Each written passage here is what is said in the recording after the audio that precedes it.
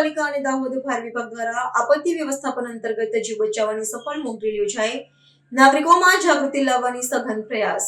આપત્તિના સમયે તંત્રની સજ્જતા અને ત્વરિત કામગીરીને ચકાસવા માટે ઝાલોદ નગરપાલિકા દ્વારા ગત 16 એપ્રિલના રોજ શહેરના રામસગર તળાવ ખાતે જીવ બચાવ કામગીરીની એક વિશેષ મોક ડ્રીલનું આયોજન કરવામાં આવ્યું હતું.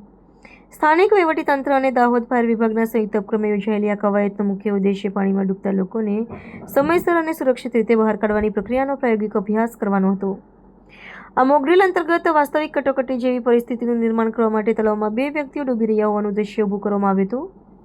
ઘટનાની માહિતી મળતાની સાથે જ દાહોદ ફાયર બ્રિગેડની પ્રશિક્ષિત ટીમ ગણતરીની મિનિટોમાં જ રેસ્ક્યુ સાધનો સાથે ઘટના સ્થળે પહોંચી ગઈ હતી.